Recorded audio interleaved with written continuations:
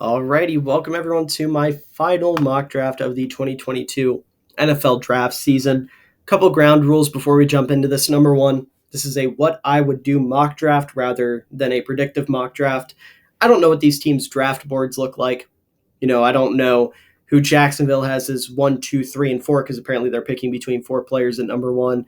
I don't know which receiver New York has at number 1. I don't know which edge rusher the Titans have as their number 1 player. I don't know.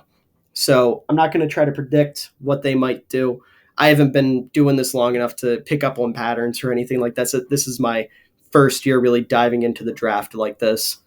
Let's see, is there anything else I need to get into? Oh, another thing. This is the draft. This is the NFL draft. So players are going to go higher and lower than you expect them to. So when you see a guy slip into the second round that should be in the first round, just know it's the draft. It's going to happen.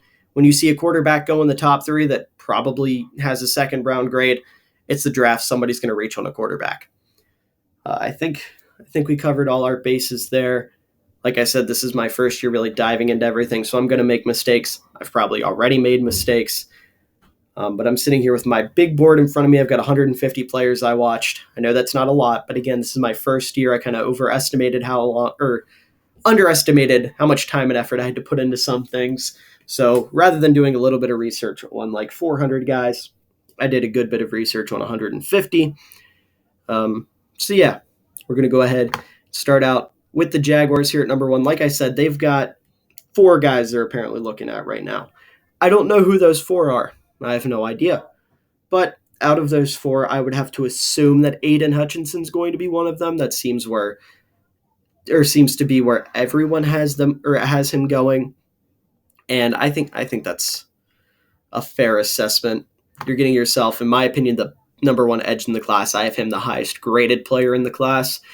I don't think he has the highest ceiling. I think a guy like Thibodeau might have a higher ceiling, a guy like Sauce Gardner. But if you're going to go edge number 1, Hutchinson is the safest pick.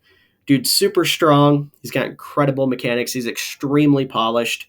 He's a super solid athlete as well, and he's a great leader. He's a great locker room guy, and that is so huge, especially for a young team like Jacksonville that hasn't quite found its identity, especially on defense.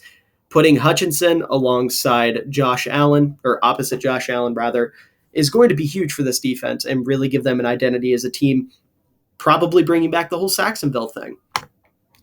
As we get to number 2, like I said, somebody's going to reach on a quarterback, and it's seeming more and more likely by the day that Malik Willis is going to be that quarterback that goes to Detroit. Now, he is the best quarterback in this draft class, in my opinion. I think he has a super high ceiling, but he also has an extremely low floor. And that's kind of how most quarterbacks are, especially in this class where they have that extremely low floor. Good Lord. It all depends on where they're landing, where they go. Location and coaching staff and all that is super, super important for rookie quarterbacks because it can make or break their career. You have a guy like Malik Willis who has all of the tools necessary to be a super athletic, dual-threat quarterback, a la, I don't know, pick your poison. I don't want to say Lamar Jackson because he's not quite that good, but Kyler Murray, I suppose. We'll say that. He has all the tools to be a Kyler Murray, but a bit taller, and I guess not as big of a locker room menace as people are claiming him to be. That's a whole other story. Anyways, like I said, has all the athletic traits. He just needs to work on his passing a little bit. And he has a strong arm. He has good ball placement. He's accurate, but his reads are kind of iffy, and he looks to struggle through his progressions and things like that, which are coachable. Those are coachable things. And with a year sitting under Jared Goff, working with this coaching staff and this team that is finding its identity and building a fantastic coaching staff and a fantastic culture, this would be a perfect landing spot for Malik Willis. If this guy falls to Carolina at 6, falls to Atlanta at 8, he's screwed. But if he goes to Detroit here at 2, gets to sit for a year, I think he can really do big things. Then we get to the Texans at number 3, who pretty much need everything. That's not an unfair assessment here by PFF, which is a very rare PFFW. But it looks like Lovie Smith, their head coach, really, really wants a corner. And I'm sure this team will be working closely with Lovie, unless they've learned their lesson and don't want to listen to their coaches when it comes to drafting and whatnot, but this is a can't miss prospect, and that is A1 Sauce Gardner, Ahmad Gardner, coldest nickname in the entire class, and the best corner in the entire class. I've got him as my second ranked prospect overall. I think this guy can legitimately be the best corner in football here in a couple years if he continues what he was doing in college. His ability at that college level at Cincinnati was absolutely bonkers. He was see here, I got some of the numbers. 85% man or 85% press man snaps his last season, so he was in press 85% of the time. He never allowed more than 13 receiving yards in a game. He's got that big frame, and he's going to fit very, very well in this Lovie Smith defense. He didn't have the best combine, but it's Sauce Mother effing Gardner. We know damn well he's going to succeed. As we get to number 4 here with the Jets, and 2 picks here in the top 4, I'm probably reaching a little bit for different reasons, though. Like the Lions, I don't think them taking a quarterback at 2 is a reach, but taking a quarterback in this class is a bit of a reach. Here, the Jets going Garrett Wilson at 4 seems like a bit of a reach, but let me explain. This is the best receiver in this draft class, by far. I know this is a year where it's kind of a toss-up between a couple guys, but in my opinion, Garrett Wilson is the most complete receiver in this draft class. So you're going to go out, you're going to get your young quarterback, a receiver who is going to be able to bail him out, which is a major, major thing for young quarterbacks to have. It's so helpful. And you're going to set him up with a receiver core of Garrett Wilson as his number 1 X receiver. You've got Corey Davis as your Z, and then Elijah Moore in your slot with CJ Uzama, who they just picked up at tight end. A pretty solid offensive line. We'll get to that here in a little bit as well. And Michael Carter, running back, who I think is absolutely underrated, had a really solid rookie year, showed some flashes. You're setting him up with a fantastic offense. And that's your goal right now. You want to build around Zach Wilson. You want to make his job as easy for him as possible and allow him to really shine. I love Zach Wilson. I think he has a super high ceiling. So getting him a guy like Garrett Wilson who can be a superstar in this league is so huge. Obviously at 4, maybe you look to bolster your offensive line with all of the offensive tackles falling to you, or maybe you want to go corner. Maybe you go Derek Stingley because your corners are having some issues, or maybe you go Kayvon Thibodeau here. Whatever. The Jets have a myriad of possibilities here at 4. I just think Garrett Wilson is the best one. And, you might be able to make the argument that he falls to them at 8. I doubt it. I think the Falcons are a team that would be foaming at the mouth to get Garrett Wilson at 8. So we're just going to go with the Jets getting him here. But speaking of those offensive tackles, at number 5, the Giants, we're going to give them the best one in this class, and that is Evan Neal. He is the most complete out of all of the linemen in this class. Got him as my number 1 offensive tackle and my 3rd prospect overall. And I don't think that's a crazy thing to say at all. You're going to pair him with Andrew Thomas. He's a franchise left tackle type of guy. And you have those 2. You have Mark Lewinsky on the inside. That's setting up Daniel Jones to not be on his ass every other play. And I know a lot of fans aren't sold on Daniel Jones. I'm not sold on him either. But new offensive coordinator, new scheme. Brian Dable knows what he's doing. So who knows? Maybe Daniel Jones can take a step and look half decent this year. And if he doesn't, you're just setting up whoever your next quarterback is with a fantastic blindside blocker. And speaking of setting up your next quarterback, that's back-to-back picks where I've had pretty solid transitions. I'm proud of that. Ike Ekwonu to the Panthers. They need a quarterback, obviously, but we're not taking Kenny Pickett at 6 anymore. I used to do that for them, but no, it's just not right. They're better off trading for Baker Mayfield. That would be their best bet, really, unless a quarterback were to fall to them. Actually, I don't think they have a second-round pick now that I mention it. I don't know, maybe in the later rounds. Unless they could get a hold of Baker Mayfield or Jimmy Garoppolo or someone like that, they're kind of screwed at quarterback. But I don't think reaching on Kenny Pickett when your left tackle is going to be non-existent, even if you have a decent quarterback. So you get the offensive lineman, protect whoever that quarterback is going to be, and allow them to, again, like the Giants, not be on their ass every 5 seconds. And back to the Giants, this has got to be one of my favorite fits in this entire class, and that is Kayvon Thibodeau in a Wink Martindale defense. He's going to be playing that Odafe Owe role that kind of happened last year in Baltimore, where he's a super athletic edge with all of the tools and moves in his bag and all that kind of stuff to really be a game wrecker. And the sky is absolutely the limit with Thibodeau. I'm not buying into this whole narrative that he doesn't have the passion or the love for the game, whatever it is. I don't believe it. He's Kayvon mother effing Thibodeau. Dude was insane coming into college and in college, and I don't think that's going to stop at the NFL level. As we get to number 8 here with the Falcons, like I said, this is a team that could absolutely be looking at quarterback. I don't think Marcus Mariota is their long-term option, obviously. They have Sam Howell over Desmond Ridder. I'm a North Carolina fan, and I think that's disgusting. Anyways, with the Falcons here, this is a team that is going to be bad. They are going to be horrendous. They might be the worst team in football next year. I'm sorry, Falcons fans, if any of you are watching this. But even though they're going to be bad next year, if the quarterback class is going to be the way it's supposed to be next year, with Stroud and Young apparently being superstars in the making, I know we're a year before their potential final seasons in college, so it's crazy to be talking about them already. But if they're these crazy guys, why not see if that's a possibility down the line, right?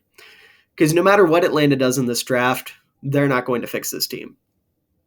So instead, we're going to go with a guy who might not help them right away, but long-term is going to make a big difference. And that is, of course, Alabama wide receiver Jamison Williams. He might not play right away. I don't think he is going to play right away. I don't know his exact timetable for return, but when he's on the field, assuming he recovers well, which I doubt he doesn't, especially if you give him the time to recover this season by not forcing him to play, he's going to be a superstar. And since you're probably not going to have Calvin Ridley when he comes back from his suspension, there's your number 1 receiver to replace him. As you get to number 9 with the Seahawks, this team needs a lot. They're another team that could be looking quarterback, but we're not doing that at pick 9. I would much rather go into the season with Drew Lock, who showed some flashes in Denver last year. Very, very limited flashes, might I add. When I'm saying flashes, I mean that game against the Chiefs at the very end. He had a couple nice passes towards the end. But I would much rather do that than reach on a quarterback here at pick 9 with this class. And because of that, we're just going to go with one of the best players available, a guy who's getting a lot of top 3 hype, which I personally don't get, but it is what it is, right? I still think he's really good. I don't think he's a top 3 player, but that's Trayvon Walker. Dude can play edge. He can play on the defensive line. He just feels super safe. And he's a guy that you can build your defense around. He does have a very high ceiling. He's like the other 2 edge rushers that have already been taken, but like half a step down in my opinion. I don't think he's as good as those 2. I don't see him as the number 1 overall pick. At least I hope he's not the number 1 overall pick for Jacksonville's sake. I don't think he would suck with them or anything. I just think that Hutchinson's a lot better. But regardless, this is a great pickup for Seattle here at 9. As you get to number 10, the Jets, they took a wide receiver at pick 4. They could be looking at like corner. They could look linebacker, something like that. I think it's a bit too early to take any of these linebackers. Stingley's here, but I feel like something you should prioritize a bit more is edge, and we're going to go George Karlaftis. Love Karlaftis. However, I always get confused. I screw up his I'm terrible at pronunciations. Especially with guys that I'm just now learning about. So Karlaftis, don't care. I think he's incredibly slept on.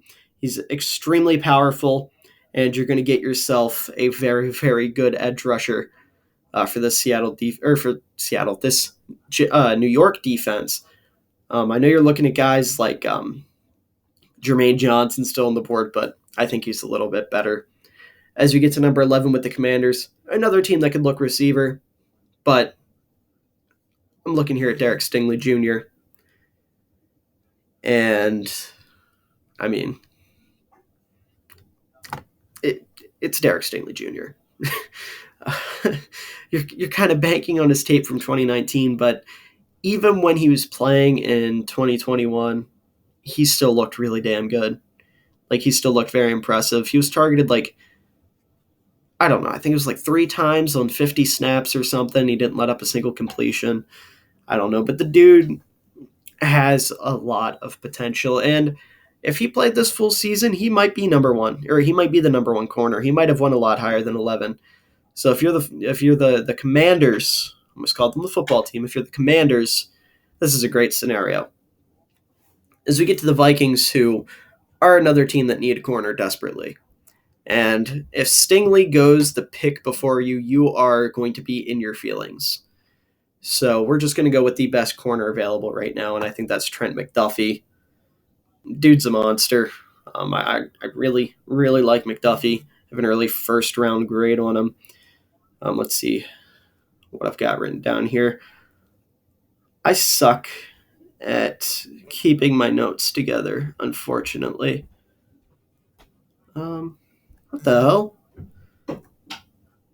Interesting. Okay, here we go. You know, you're going to be going up against... Well, I suppose now in the NFC, you don't really... Or the NFC North, you really don't have a superstar receiver that you got to worry about, do you?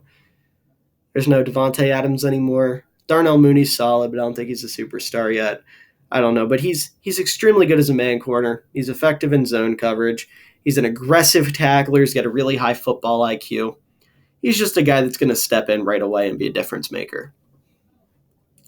So you get to Houston at 13. They just took Ahmad Gardner at pick 3. And I'm going to get a little wild here. I don't know if it's wild per se with how good this player is and where he was originally projected to go. But we're going to double up on our secondary and go Kyle Hamilton. I love Kyle Hamilton. Dude is a monster. I know I've been saying that for a lot of these top guys, but they really are. I like this draft class a lot. Call me crazy. I do. He's a guy that I was mocking to the Texans at pick 3 at the start of this entire thing. And for them to get him at 13, given some of the more recent developments with him, that's pretty damn good. I'm not quite as high on him as I was back then because he ran that 40-yard dash and he looked bad. And I was like, well, let's look at the tape again. With that in mind, let's look at the tape. And he did look a lot slower than I had remembered. So that was it a 4.59 or something like that? A 4.59, a 4.6, which isn't ideal. But this guy, I mean, he's just someone you're going to bring up in the box, and he's going to play crazy. He's a big safety. He's like, I don't know, they have his height listed. I think he's like 6'4", 220. Yeah, I couldn't remember off the top of my head. 6'4", 220. Dude is a monster size-wise. He's an excellent hybrid defender, and Lovie Smith is going to have a field day with this guy in his defense. So he gets to number 14 with the Baltimore Ravens. They have defensive line as their number one need and also corner. Oh, I didn't mean to hit that. Why does it say... Like I said, I'm not very familiar with this. So why is it showing me 12 teams with none of them to... These are the teams that are interested in pick 14? Okay, interesting. I thought they were going to be trade offers, and I wanted to see what they might have. Not that I would accept it, because I already have my mock finished, but I was curious to see what they would be. Anyways, didn't mean to get sidetracked like that. We have Baltimore here at 14, and they could use a defensive lineman. They could use a corner. But given the corners that are currently on the board, like I like Booth, I like Elam. They have Petrie listed as a corner and Dax Hill. Interesting. Okay. I keep getting sidetracked. This PFF has got me wilding. God, I'm white. Anyways, we're not going to go corner. We're not going to go defensive line.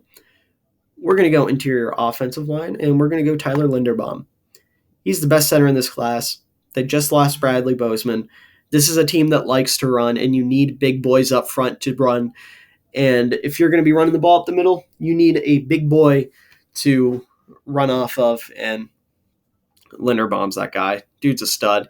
He's like Creed Humphrey was last year, except I don't think he's going to fall quite as far. But if he does, and the guy who was big on Creed Humphrey last year, Ryan Poles, wants to let him come to Chicago, by all means. But anyways, him going to Baltimore just seems like a great fit. Allow them to run. They're going to have their running backs healthy again next year. Lamar's going to be healthy again next year. So there's going to be some running going on. As we get to pick 15, interesting. Anyways, as we get to pick 15 with the Eagles, we have Jermaine Johnson, the second. If we can get down here to special teams, what's this? Like kickers and punters? Dicker the kicker. God, I'm immature. I keep getting sidetracked. Like I said, this is a new site for me.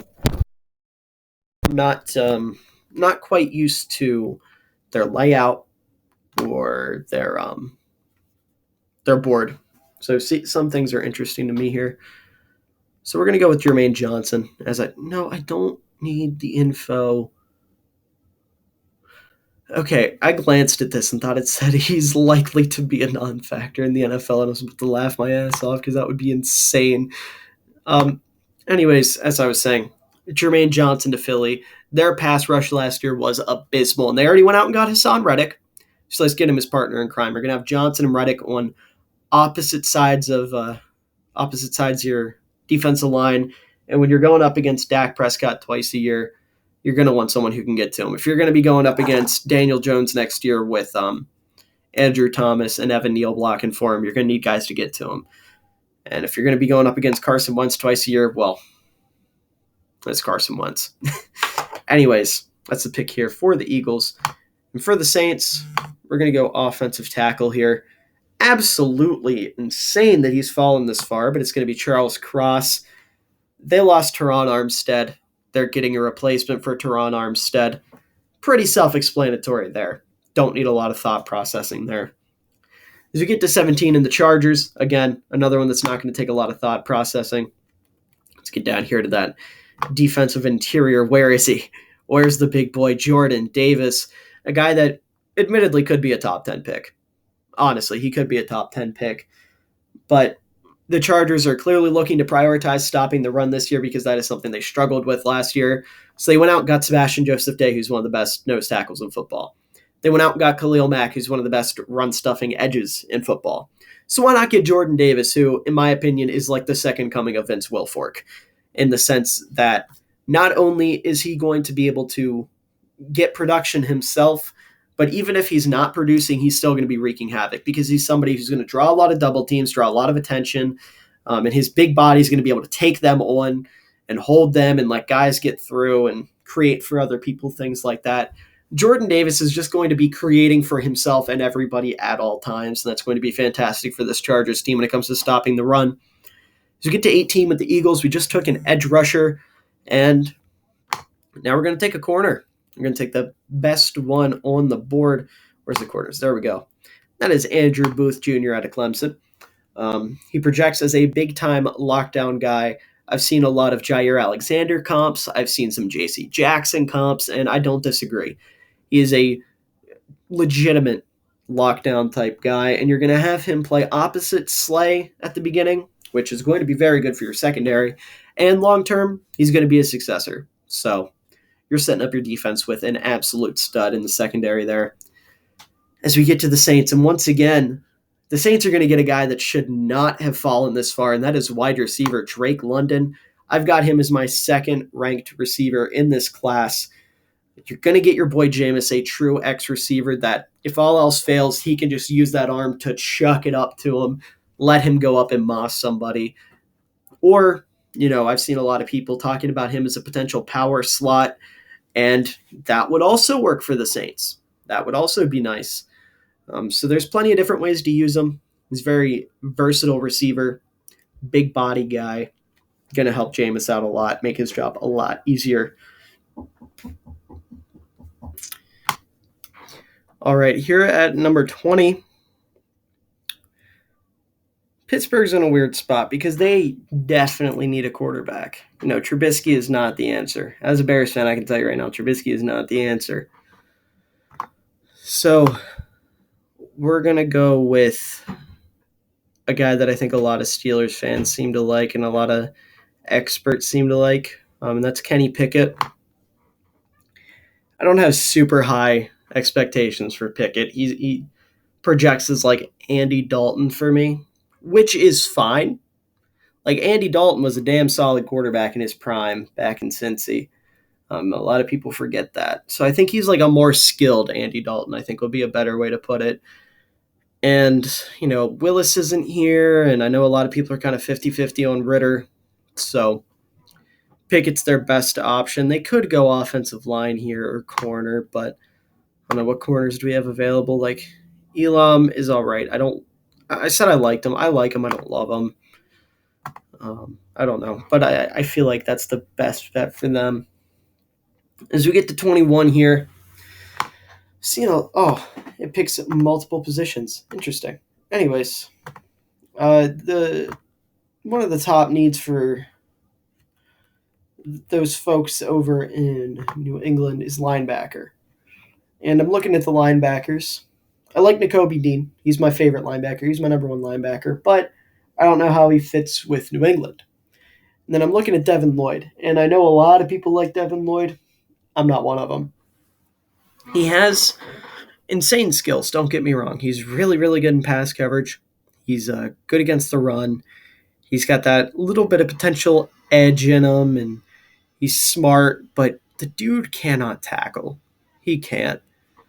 He leads with the crown of his head, and he lunges, and that's just not going to fly with Bill Belichick. Bill Belichick is not going to take a guy that doesn't know the fundamentals of football. But someone that does know the fundamentals of football is Leo Mother effing Chenal. Dude is an underrated animal. Massive, massive guy. He's like 250 pounds. Ran a 4.5. He's super hard hitting. He obviously has speed. He's got fantastic instincts. I think this is just a Patriot linebacker through and through. As you get to Green Bay here at 22, got this pick from trading Devonta Adams. So let's replace Devonta Adams with who is the best receiver on the board, in my opinion. That's Chris Olave. Nothing really to say there. Chris Olave is a stud. He's going to project as a fantastic Z for them. He's the best available receiver. Pretty much all you can say there. It's Chris Olave. As we get to 23 here with the Cardinals, they lost Chandler Jones this offseason to the Raiders. So back-to-back teams who lost somebody important to the Raiders. And we're going to give them, who is, in my opinion, the best edge rusher left on the board, and that's Arnold Ebiketie. All right, Ebiketie? Ebiketie. I don't know. Arnold. Big Arnie. They need help off the edge, and he has tremendous upside. He has a lot of the physical tools that make up a pretty damn good edge. He's very explosive. He's got long arms, and he's extremely versatile. So I love this pick here for the Cardinals. As we get to 24 with the Cowboys, we're going to take one of my favorite players in this entire class, and that is Zion Johnson. He is, in my opinion, the best offensive lineman in this class, period. Got a top 5 grade on him. Let's double check for sure. What? I'm lying to myself with this big board. I think Zion Johnson's incredible. He is the perfect guard. You're going to put him basically in my notes, right? I have a little blurb for each player in my notes here, and then I have extended notes on them. But my little blurb here for the Cowboys is top 5 talent. Put him opposite Martin and go Burr, which is, yeah, he's just really damn good. He's a little bit undersized, but he uses that to his advantage with leverage, and that's huge. So Dallas lost one offensive lineman. You're going to go get another one, right? They lost I get a lot of shit because I call him Lyle Collins, and it sounds like I'm saying Lol Collins, like LOL, but it's Lael. Is it Lael Collins? Either way, they lost Collins to get Johnson. I don't have an answer for that. Okay. Alexa decided to pipe up. Interesting. This has been fun. Anyways, we're going to go ahead and go to 25 with the Bills here. And every year, there's going to be a team that takes a running back at the end of the first round. And that team's going to be Buffalo. We're going to give them the best running back in this class. That is the man, the myth, the legend, Breece Mother effin' Hall, who is basically Matt Forte 2.0. He's really good as a runner, but he's even better as I don't know about even better, but he's a pretty damn solid pass catcher as well. He does remind me a lot of Matt Forte. Buffalo hasn't had a real running back in a couple years now, so get Breece Hall, go crazy. So you get to 26 with the Titans, and we're going to get a little weird. I'm going to say Matt Ryan. Ryan Tannehill is not getting any younger. And there's a certain quarterback in this class who, for whatever reason, idolizes Ryan Tannehill. That is Desmond Ridder, who I have rated as the second best quarterback in this class, but it's by 0.1 point. I have him rated as the second best quarterback behind Malik Willis by 0.1 point. It's like an 8.1 and an 8.0 grade or something like that, which would put them as late first, early second round grades. They're my 35th and 36th prospects, respectfully, or something like that. But I really like Desmond Ridder. He's someone who had a freakish combine and has all of the tools necessary to really be elite in this league. So, again, young quarterback, send him to a good situation. Let him sit for a year. Let him marinate. Let him learn. Throw him out next year, and he's going to look a lot better. That's been the key with the first three quarterbacks so far. So you get to 27 with the Bucs here, and we're going to go interior offensive line. They would love Zion Johnson to fall here, but he's unfortunately not. But Kenyon Green is a pretty damn good consolation prize. Dude's really solid. You're replacing Alex Kappa with somebody who I think is even better than Alex Kappa. And, you got to get that old fossil back there, some protection, right? Let's move on to 28. Packers again. We're going to go defensive line because there's a guy in this class that just feels like a Packer, and that is Travis Jones out of Connecticut. You're going to bolster that defensive line, and again, I don't know what it is. He just feels like a Packer. He just has that vibe to him, and maybe I'm saying that because of who was it that said it? I think it was TFG, that franchise guy here on YouTube, put me onto this guy about a month ago with one of his earlier mocks, and he had the Packers taking him. This was prior to them trading away Tay Adams. Good Lord. So it wasn't as big of a need for them at the time. So try to see if I can't find my notes. I got them written down here somewhere. My brain is broken. I should have been a lot more, what's the word? Prepared for this. Here we go. So you're getting a good run stuffer opposite of Clark. It's a big-time drop-off in talent in this position after Jones. Obviously, you still got Devonta Wyatt here, but I like Jones maybe a little bit more. You're going to build up that defense considering you're probably – well, that's a little bit outdated, so we'll leave that part out. But basically, you're building up the defensive line, and that's always important, especially considering they lost Zadarius Smith. You got to get to the quarterback somehow, and you got to create pressure somehow, and you got to stop the run somehow. So bring in Travis Jones to do that. You get 29 with the Chiefs here. This would be a dream selection for them if he's still here, and he might not be. Sorry. How low do you have him? Is this some more PFF fuckery? Excuse my language. Christian Watson is the 75th. Insanity. Anyways, if it wasn't apparent, we're going Christian Watson. You're getting Mahomes a real deep threat, big body dude, real good speed. He hasn't had a real big body receiver like that yet in his career. So there you go. You get him to be your deep threat to replace Tyreek Hill. He's not going to be as good as Tyreek Hill, but you got to take what you can get. And then at 30, Chiefs again. We're going to bolster that defense. And, oh, God, they dropped him hard because of his injury. So I'm sure you know by now, or from that, we're going David Ajabo. He was my third highest rated edge rusher prior to getting hurt. And Kansas City is a team that can kind of afford to take the risk with him, with his potential injury and whatnot. As we get to the Bengals here at 31, originally the pick was going to be interior offensive line, but I don't like Parham or Strange as a first-round pick. And they could use some help in the secondary, so we're going to take Khair Alam. Just get yourself an Eli Apple replacement. Dude was burnt toast all last year, and Elam's going to be better than that. Pretty self-explanatory. So we're going to go with the Lions here. We got a quarterback in the first round. So let's get somebody who long-term is going to help him out, and then short-term is going to help out Jared Goff, and that's Treylon Burks. I'm not as high on Burks as a lot of people are, believe it or not. I don't think he's this surefire prospect like a lot of people do. So taking him in the first round is kind of iffy for me, but I kind of like the idea of him going to Detroit because he might need whipped into shape, honestly, because he showed up to the combine training 20 pounds overweight apparently, which is concerning. I'm not going to speculate as to what might be the cause of that. I'm not going to assume, rather, right? Like it could be a health concern.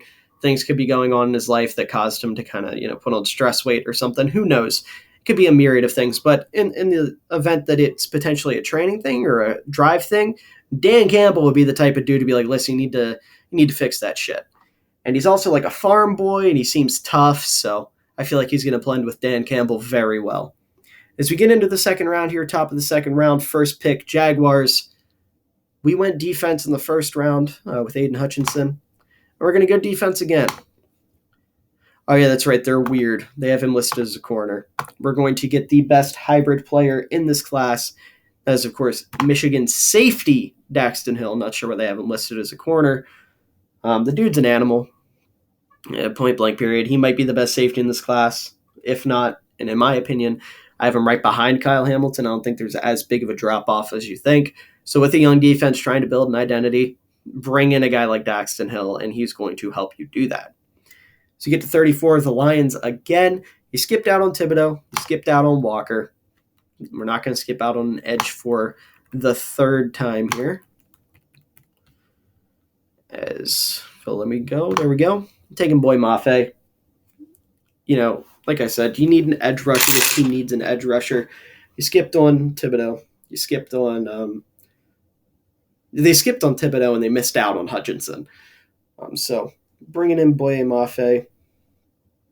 If I can find my damn notes here, that'll be the tagline of this video. If I can find my damn notes. Goodness. Detroit, they're a team that has really been searching for an identity, and if they become a big boy smash mouth football team with that big offensive line, and then you start building up a big defensive line. Dude, 6'4", 261, ran a 4.53. He has extremely insane traits. You're kind of banking on potential with him, but his traits are outstanding. His measurables are outstanding. He's explosive. He's got rare burst. He just has limitless potential. He has real long arms. Dude can be special. And as a Bears fan, who we'll get to them in a minute, we don't have the greatest offensive line right now. It's a little spooky. So you get to 35 with the Jets. Now, I was torn here because on one hand, how low do they have my boy? What? Anyways, I was torn here because I was thinking Daniel Faalele would be so fun on the Jets because him and Mekhi Becton on the same offensive line would be insane with just the sheer size of those two men in the same area. But then I realized, I let Trevor Penning slip. So we're going to take Penning, get Zach Wilson some protection. You already got him as receiver, his number one guy. You're going to get him a tackle opposite of Mekhi Becton, set up that offensive line to be truly special. As you get to the Giants here, who have already went defense once, and we're going to do it again. And we're going to take the best linebacker available, Butkus Award winner, Nakobe Dean, ladies and gentlemen. Dude reminds me so much of Roquan Smith. I know that's kind of like an easy comp to make because, Georgia weak side linebacker.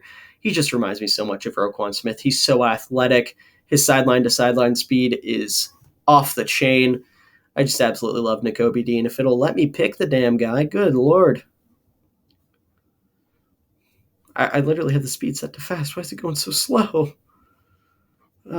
Goodness. This is no bueno. All right, I'm going to have to pause, reload the page, and catch back up to 37, so I will be back in a moment. Alrighty, we're back. I went through, I fixed everything. One thing worth noting, if I'm scrolling through, you might see this. I hit the wrong guy for the Chiefs and didn't give them a Jabo. It's not somebody that's going to be going in the second round here, so it's nothing to worry about, but just in case when I'm picking these other edge rushers, you see a Jabo sitting there, that's why. I did take a Jabo with the 30th pick for the Chiefs. As we get to 37 here with the Texans, this is another guy I don't absolutely love, but I do think he can be solid, and I do think the NFL might be a little bit higher on him than I am. And that's wide receiver Jahan Dotson. I think he would pair well with Brandon Cooks. I think Jahan Dotson kind of projects as a really solid slot receiver, kind of like a T.Y. Hilton type. Maybe you play him at Z, but I think he would be suited better in the slot. Regardless, I don't think there's an issue there. I think he's a solid football player. I just don't think he's a first-round pick or a top 10 receiver like most would project him to be. So you get to the Jets here again, and I made this pick for my last mock and absolutely fell in love with it, and that is Tariq Woolen to the Jets. They got my boy. Good Lord. I mean, the reason for that is they need a little bit of size at corner. The dude's like 6'3", 6'4", it'll tell me here. 6'4", 205. He's a big old corner. He's quite physical. He's a little bit of a developmental guy, but he's got a lot of upside. He's great at the line of scrimmage with his length and his balance. He's got amazing ball skills considering he's a converted wide receiver, and he's working towards being a really good run defender as well. So it's kind of like Trayvon Diggs on drugs, on crack. I completely effed up that expression. Trayvon Diggs on crack, so to speak, is kind of how I'm looking at Tariq Woolen here, maybe with a little bit better coverage ability down the line. As we get to my Bears at 39, that's my last mock draft. I was going to say that is not who I'm supposed to be taking. 39 for Chicago. This team desperately needs offensive line help. Good Lord, that was unexpected. I just died a little bit. For the record, just while we're sitting here before I get into a Bears rant, I apologize for how scuffed this is. If you guys watch anything that's been on this channel, whether it's the other mock drafts or the podcast, which if you aren't, definitely recommend. Me and my co-host Andrew on our podcast, wonderful time. We always have a wonderful time. My other mock drafts, just as scuffed. But the reason for that is I'm currently using a PlayStation headset on a Chromebook with a very, very shoddy recording software that doesn't really let me edit a whole lot and doesn't let me do a whole lot with the audio. So if you hear my chair creaking in the background or anything like that, or there's any technical difficulties, we just got to stomach it for now until I get the money together to build up something better. But for now, it works. It functions. You guys aren't coming here for some pretty graphics. You're not coming here for perfection. You're coming here to listen to me talk about football. And that's what we're still going to do. I'm not going to let some technical difficulties get in the way of that. So regardless, Chicago Bears at 39. We need a left tackle. We have Tevin Jenkins projected as our left tackle right now, him or Larry Borum. And unfortunately, I don't view either of them as a left tackle. Borum's arms are not long enough to be playing left tackle, in my opinion. Right tackle, sure. But your blindside blocker, absolutely not. Tevin Jenkins was drafted as a right tackle, projected to play left tackle, and I didn't like that from the start just because he is the prototypical right tackle, which is fine. But with him having such a rocky start to his career with his rookie season being iffy due to injury, recovering from surgery from injury, and then when he finally got in, he was a little bit too aggressive, a little bit too handsy, got a lot of fouls called on him, a lot of penalties. I would prefer them not playing left tackle. Ideally, from left to right, our offensive line would be Mr. Tyler Smith out of Tulsa at left tackle, Cody Whitehair at left guard, Lucas Patrick at center, Larry Borum at right guard, or another rookie that you get later on. Let those two battle it out. And Tevin Jenkins at right tackle. And I absolutely love Tyler Smith. He was one of my guys, so to speak, like one of my guys in this class. I absolutely love what I've seen out of him on tape. If you guys watched my Bears mock draft, I had him going here at 39. Kind of funny how that worked out. Dude's 6'4", 324. He's a big, thick dude. He's very violent. He's got heavy, powerful hands. He's got a great anchor. And he's pretty damn nimble as well. So picking up a guy like that to potentially be your franchise left tackle, fantastic for Justin Fields. As we get to 40 here with the Seahawks, and they're kind of thinking the same thing, right? You know, they haven't had a true left tackle that's been really good for them in a long, long time. And they could use one, because whether it's Drew Lock or somebody else playing quarterback for them next year, you need somebody to protect the blind side, and that's going to be Bernard Raymond. I've seen him mocked to the Bears a lot, and I like Raymond. I think he's a really damn good lineman. I just think Tyler Smith's a little bit better. And speaking of who Raymond's going to be blocking, we're just going to go ahead and pick up that. That was a loud car. I don't know if that picked up or not. But we're going to pick up the successor to that guy, because I do think they'll start Drew Lock week 1 right off the bat. But his successor is going to be Mr. Sam Howell out of UNC. I like Howell. I do. I don't love him as a Carolina fan. I do not love him. I think he has a lot of issues. But, you know, he's the best quarterback on the board at this point. And Seattle said they want to bring in another quarterback. So assuming they don't get Baker Mayfield, we're just going to rock with Sam Howell here. So you get to the Colts at 42, and the big thing for them is receiver, as you can see. And we're going to get them a deep threat. We're going to get them John Mechie III, I believe. Yes. I made a TikTok talking a bit in depth about the idea of Mechie to the Colts, and it's just simple. Matt Ryan, get him a guy who's going to go out there and catch a go ball. Get him a deep threat. John Mechie is that. I think he's pretty solid. There you go. That's the explanation for the pick. There's not a whole lot to say. As we get to the Falcons here, who in the first round we gave... Who did we give them in the first round? I'm completely blanking. I have been up and down about 5 times during this recording, so excuse my mind being elsewhere. We gave them Jamison Williams, so we helped out the offense. Let's go defense this time around. Let's get them the best edge rusher in the class, good Lord, the best available. If they even have him listed as an edge rusher, they don't. Unless they have him way down here, because I see Tyreek Smith and Myjai Sanders being a little low. They don't. Okay. If you don't know who I'm talking about, we're looking at Logan Hall here. He's an edge rusher, but he can also play inside if you really feel the need to play him inside. There he is at Houston. I like Hall. I think he's solid. Atlanta, they've already built up that secondary a little bit, or build it up a little bit. They already have a solid foundation in their secondary. So let's get some guys to rush the passer. As we get to 44 with Cleveland, they've got to get receivers. Obviously, they're going to be in a weird position this year with their offense, because they traded for Watson, or probably going to trade Baker Mayfield, but I tend to think Watson's not going to play at least the first half of the year.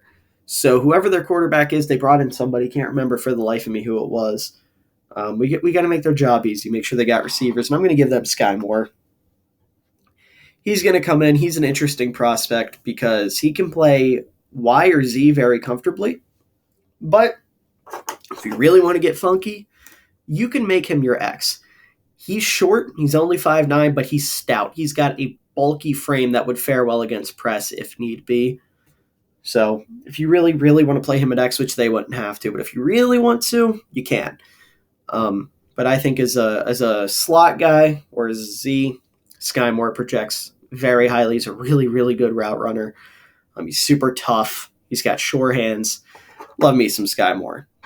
As we get to Baltimore, they had some issues last year with injury, especially when it came to their corners, namely a guy that they lost this offseason being Tavon Young, who was their nickel guy and was one of the better nickels in the league when he was on the field. Not to brag or anything, he's now a Chicago Bear, but we're going to get them a replacement for him, and that is Roger McCreary, one of the better nickels in this draft. Love, love, Love McCreary.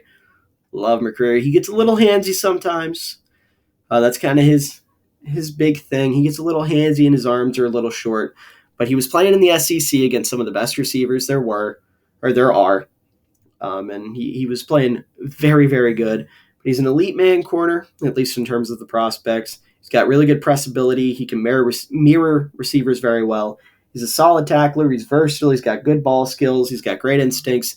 And he is not afraid to get down and dirty if need be. And that just feels like a Baltimore Raven, right? A guy who's not afraid to get in there and get his hands dirty. As you get to the Vikings, who they're saying their top needs are on the offensive line at this point. And I don't disagree, but the safeties, there's still all of them on the board, basically, apart from the top two. And Jaquan Brisker opposite Harrison Smith, as a Bears fan, makes me want to poop myself. That is terrifying. Brisker is very, very good. Let's do a little investigation here. He's very much a do-it-all type guy. He's got a great tackle radius, great range, really solid ball skills that are continually improving. He's a fearless run defender. You could play him back if you want to run a little bit where you're putting Harrison Smith up in the box. He can play back there as that single high. I like Brisker a lot. As you get to the Commanders, easy pickup here. They lost Brandon Sheriff in the offseason, so we're just going to get Hims. Yep, I just used the word Hims. We're going to get his replacement. And for me, oh no. What in the world? They have him listed as a tackle? Or did I completely miss him?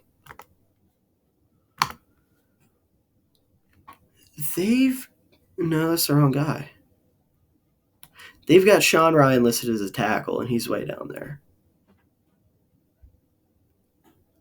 Let's get weird. We're going to switch it up. We're going to take Cole Strange out of Chattanooga, I think. Yeah, this is your Brandon Sheriff replacement. I'm going to switch it on the fly. On the fly. We're going to switch it up and take Cole Strange. As we get to Chicago here at 48, this is a no-brainer. If the board falls like this and you're Ryan Poles, you and Matt Eberflus are dancing in the damn war room because George Pickens has fallen to you at 48. This probably isn't super realistic if I'm being 100% honest, and maybe subconsciously I kind of set this up, but maybe teams are looking at the injury and thinking, well, that's iffy. They're looking at the potential character concerns like, well, that's iffy. And a lot of these receivers are very, very close in terms of talent. Like I said, I think outside of Garrett Wilson, 2 through 15 are very interchangeable.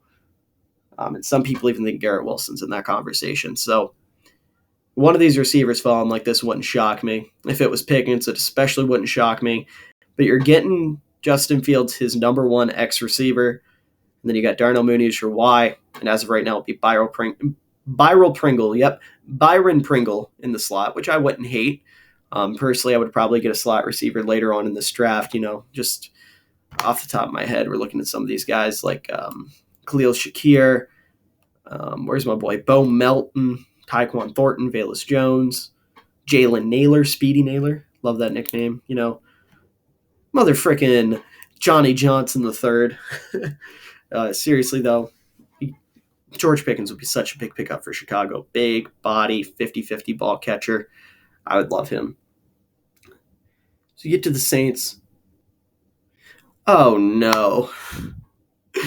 Oh, I goofed. Okay, I was having a hell of a time with the Saints when it came to who I wanted them to pick. And I mean, I was having a hell of a time. Could not figure it out for the life of me. And for some reason, I decided we're going to take a second Armstead replacement because I guess I forgot about the first one. So instead of that, on the fly, we're going to go quarterback. We're just going to take the best one available, and that's Matt Corral. Maybe Jameis Winston doesn't pan out for you. Maybe he doesn't. I don't know. Maybe he's not your long-term option. I don't think he should be. I like Winston. I think he's solid for a couple of years, but long-term, get Matt Corral, the best quarterback on the board in my opinion. There you go. That was an on-the-fly audible right there, ladies and gentlemen. As we get to the Chiefs here at 50, we're just going to take the best corner available, and that is Kyler Gordon. Their cornerback room, you got Fenton, you got Snead, but you need that third guy, especially with the Honey Badger leaving your secondary. Secondary is going to be weaker. Go out, get yourself a guy like Kyler Gordon. Set yourself up. As you get to the Eagles here. Huh? I goofed again.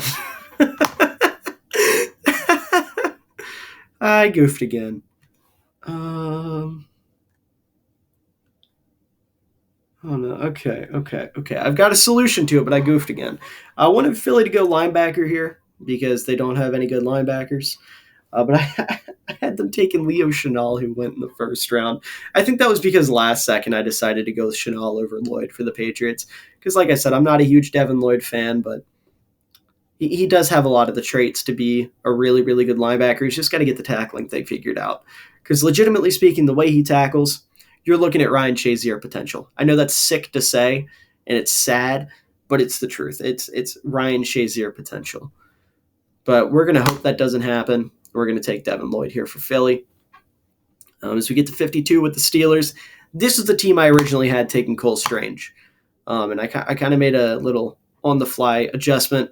But we're going to go with one of the more underrated players in this class, and that is offensive lineman Zach Tom out of Wake Forest. Pittsburgh's offensive line was abysmal last year. And if you're really going to try out Trubisky this year, at least protect him. At least make sure he's not winding up on his ass. I've said winding up on his ass so many times during this. But if you're, and at the very least, you get another guy who's going to be up there for Najee. Get Najee a solid blocker. As we get to the Packers at 53, this is a team who, at the moment, with this mock draft, has 2 starting caliber receivers. So let's get them a third one. We're going to take the best one on the board here, according to them, and that's Jalen Tolbert. Packers like these guys with speed and size that are really athletic, and Tolbert fits that mold. So he just feels like a Packers receiver. At least he fits the mold. As we get to the Patriots, who are going to be taking a receiver as well, and it's a guy like a little bit more than Tolbert, and that is Alec Pierce out of Cincinnati. Now, I know Pierce will be pretty sad if this happened because he grew up a Packers fan apparently, but you're getting Mac Jones, a legitimate deep threat, legitimate number 1 guy. This will be a guy that I would love Chicago to go after if Pickens weren't to fall to them. I know I got to talk about all the teams, but I got to find excuses to talk about my Bears. You know what I'm saying? You know how you feel me? But regardless, like I said with Zach Wilson, like I said with Justin Fields, these young quarterbacks, it's so important to get them a true number 1 receiver that can help them out. And the Patriots don't really have that. And Mac Jones still managed to have a solid rookie year. So you go out there, you get him Alec Pierce, who can be a number 1 receiver. I think that's pretty damn good for him. As you get to the Cardinals, we're going to have our second running back go off the board, and that's my second highest rated running back in Kenneth Walker III. He's a true lead back. He can be a real number 1 running back, kind of take that Chase Edmonds role. I'm not saying that if you get him, you're abandoning your little committee. You're not, but I think Walker can be the head of it. And, like I said, you lost Edmonds, you're getting his replacement here with someone who can be pretty damn good in the league. Cowboys here. They lost Randy Gregory, so they're hurting at edge a bit. We're going to give them the best one available that's actually available, ignoring David Ajaba there, and that's Nick Benito. Like I said, he's just the best edge available here. I like Benito quite a bit. I've got him in my top 10 edge rushers. Let me find my notes here. Keep doing this. Oh, dude had a 937 metric score, or relative athletic score. That is insane. I have him as a Von Miller comp. Yeah. Wouldn't that be ironic if they lost out on Randy Gregory to Denver and then got a guy who's like Von Miller? I mean, he's got some really good athletic traits. He's agile, quick, explosive. Dude had 16 sacks in 21 games throughout his college career. So there you go. Pretty solid pickup for the Cowboys. But for the Bills, in terms of value, this pick is insane. like I said, it's a draft, so guys are going to fall. And we're looking at Devonta Wyatt being here at 57. That's nuts. Absolutely insane. Devonta Wyatt, in my opinion, is the second best defensive lineman, or interior defensive lineman at least. It's pretty close between him and Travis Jones, and Wyatt probably should have went before Jones, but I just think Jones felt like a Packer, and in the first round it made sense. So you've got Wyatt here. Buffalo needs a little bit of help there on the interior, their defensive line, and Wyatt's going to blow that team away. He is really going to be a piece that's going to help them win now. Dude's an animal. Absolute animal. Falcons, we're going to build up that secondary a little bit more. We've been going heavy on the defense for this draft for them. No, we're not taking Nick Cross. As much as I love Nick Cross, we're going to be taking Lewis Cine. I think Lewis Cine is the best safety on the board at this point. Atlanta could use some help back there. I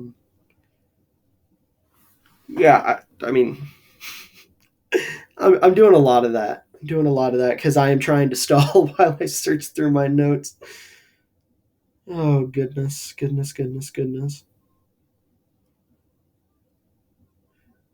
I am very, very unorganized. But again, that's what we're here for. We're scuffed. It's part of it. Dude ran a 4.37. How did I forget that? He's got really good anticipation and coverage, above average vision and awareness, good breaking ability, and he triggers very quickly to the run with good physicality. So he's just going to be a guy that's really going to boost their defense. He's going to be a playmaker for them, and that's something they need. Get to the Packers here at 59. We're going to take apparently the second best player on the board right now, according to them. I don't agree with that. That is Drake Jackson out of USC. They just lost Zadarius Smith. And Green Bay needs that extra edge rusher. You can never have too many edge rushers. So going out and getting a guy like Jackson, who is, we're looking at 6'2", 254, 82-inch wingspan. Good Lord.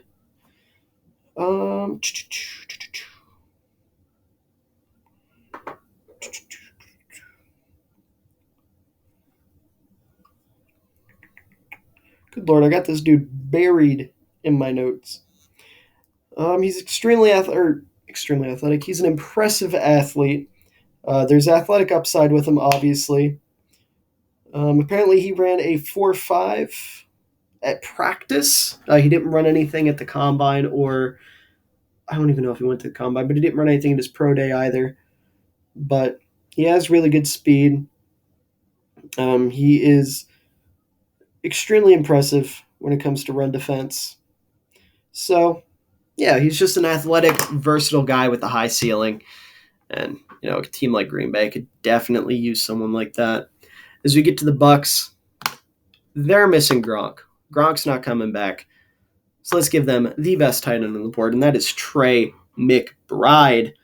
He's got good straight line speed. He's potentially the fastest tight end in this class in that regard. He wasn't super comfortable as a vertical threat, but he will make plays downfield. You put him on a deep crosser, he's going to make somebody pay. Super tough, pretty solid blocker. He's got reliable hands. He's good in traffic. He boxes out well. And he's not a super great route runner, but he definitely can grow.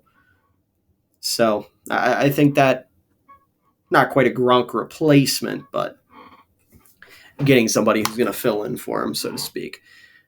As we get to the Niners here, we are just going to take... Oh, yeah, they got him listed as a tackle, too. That's weird. He's an interior lineman, and we got to get somebody that is going to replace Laken Tomlinson for the 49ers here, and that's Jamari Salyer. Just make sure Trey Lance is protected. Again, another one of these teams with the young quarterback, just going to make sure he's protected. Chiefs here at 62. We're going to speed it up here a little bit. We're going to take James Cook. One of the better receiving backs in this class. Chiefs don't have a really good running back. Who is it? Clyde Edwards-Helaire sucks. So getting a running back would be really, really nice for them. Solid runner, really good receiver, fits well in their offense. Bengals here at 63. I'm not sold on all of their interior line additions. I'm not a big Alex Kappa fan. So let's get the best interior lineman available, and that's Dylan Parham. Again, just making sure Burrow's not on his ass because we saw too much of that last year. And finally, Denver, team that has nothing at linebacker. We're going to give them the best linebacker available, and that is Quay Walker. So kind of analyzes our draft here. Let's talk about Quay Walker. Search for him in my notes here. His real name is Jaquavion. That's his full name. Interesting. Looking at a dude that is 6'4", 220 pounds. 4-star prospect, apparently. Yeah, I think that'll definitely help Georgia, yeah.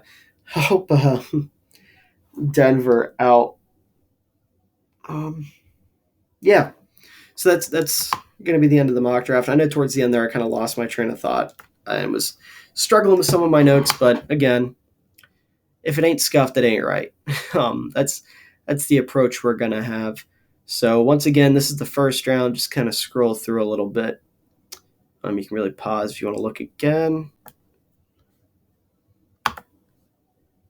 We have, okay. So there we go. You can just kind of scroll through if you want to look again. Get here into the second round. I'm pretty proud of this as my final mock for the year. I know it didn't sound like I had my stuff together, but trust me, I did. It was just a matter of finding stuff. But anyways, it's been super fun doing these throughout the off season. Can't wait to do it next year. I'll be a bit more organized, and I'll be a bit more in depth because now I know what I'm doing. I've got a better grasp on everything going on. This year was just a learning experience. So yeah, that's going to be it for me. Hopefully I get a couple of these right. Hopefully your team, whoever it may be, goes out and gets somebody who's going to be a superstar for them. Unless you're a Steelers, Packers, Lions, or no, I'll keep out the Lions. Steelers, Packers, or Vikings fan. If you're a fan of any of those three teams, I hope your team dressed terribly and their organization suffers for many moons. Regardless, that's it for me. Make sure to like, comment, subscribe. I should give you guys something to comment. If you made it this far in the video, comment your favorite. I don't know. All the comments are just going to be criticizing me. I don't know why I'm even giving you guys something to comment. Comment your favorite draft bust. Mine is Mitchell Trubisky.